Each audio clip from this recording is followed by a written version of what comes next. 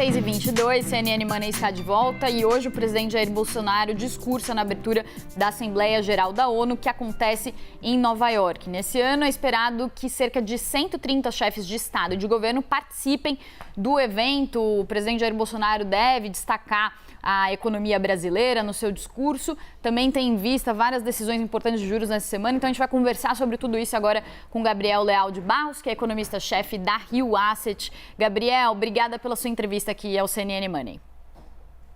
Eu que agradeço. Bom dia, Thaís. Bom dia, Priscila. Gabriel, depois então da visita ao Reino Unido, o presidente Jair Bolsonaro chega aos Estados Unidos com uma expectativa de que o seu discurso tenha um foco muito econômico, né? Ressaltando o crescimento da economia brasileira, inclusive em comparação com outros países. Queria que você falasse um pouco sobre esse momento da economia brasileira, que está num outro período, num outro timing, digamos assim, de juros, em relação ao que acontece lá fora, e isso em meio a essas decisões que estão previstas de juros para essa semana. Joia, vamos lá.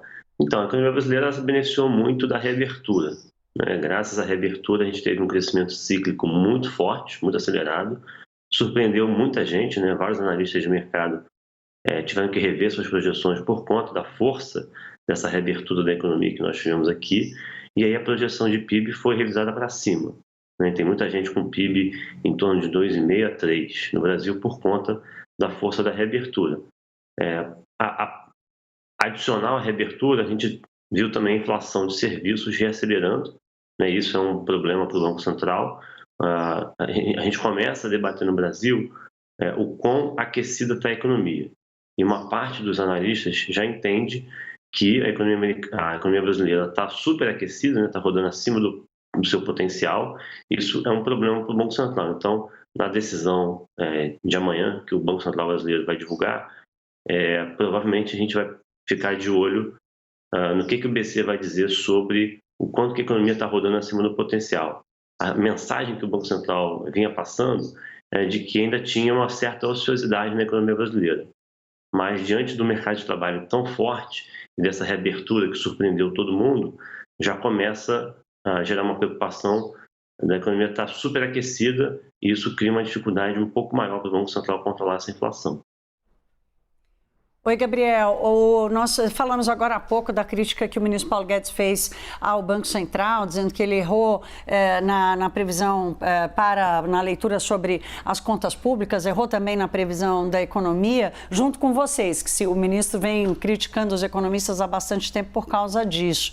E há claramente um descolamento entre o que vocês estão vendo para 2022 e a sustentabilidade disso para o ano que vem. Na sua leitura, qual é o fiel dessa balança? O que pode virar o jogo para 2023 ser tão bom quanto o governo está esperando, ou acabar sendo mais frio e com um cenário pior, como vocês estão enxergando hoje?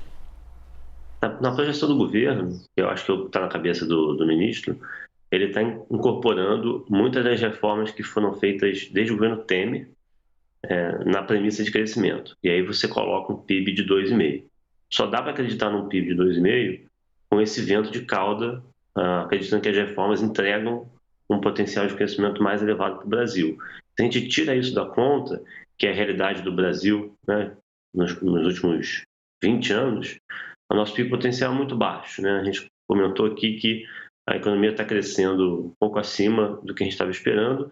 Isso já cria dificuldade para o Banco Central controlar a inflação. Então, como o nosso PIB potencial parece de fato ser muito baixo, nas minhas contas, um PIB potencial de 1,5, isso cria uma dificuldade para a gente crescer muito acima disso. Quando tem vento de cauda externo, né, global, por exemplo, a China ajudando, aí dá para crescer um pouco mais, né? Esse crescimento que a gente viu surpreendendo os economistas aqui no Brasil tem muito a ver com o efeito de commodities, né, que é o vento de cauda de externo, né, do cenário global. Isso está sendo revertido, né? Então, olhando para frente, é difícil ver, com China muito fraca, a China vai crescer 3% esse ano. No ano que vem, pode ter alguma pequena recuperação, mas é uma recuperação muito cíclica, por conta da reabertura da China, né? A China segue com a política de Covid zero. Então, naturalmente, depois da eleição do Xi Jinping, né, que está previsto para o dia 16 de outubro, a recondução do Xi Jinping, é possível que isso mude e pode gerar uma recuperação pontual, né, mais cíclica.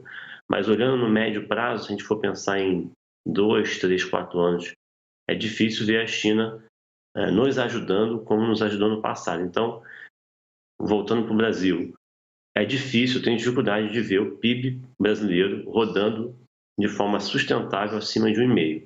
Para isso acontecer, a gente precisa resolver o fiscal, né, tem uma fatura fiscal grande para 23.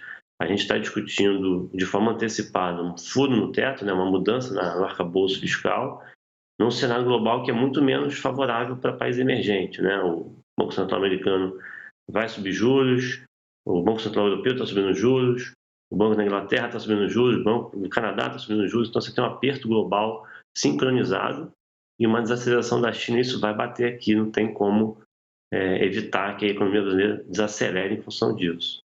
Gabriel, infelizmente nosso tempo acabou. Uma pergunta que eu queria, se possível, que você respondesse com sim ou não. Você concorda com a previsão de FMI, Banco Mundial, que o mundo pode entrar em recessão, uma recessão talvez generalizada em 2023? Concordo. Não falou sim ou não, mas foi super... Foi. Entendeu que a gente acabou o tempo. Difícil Obrigada. entrevistado falando isso, mas o Gabriel tá sempre com a gente aqui, tá acostumado já. Obrigada, viu, Gabriel, pela sua entrevista. Bom dia para você. Não, e a resposta rápida dele exatamente corrobora o que ele tinha acabado de traçar aqui como cenário, né?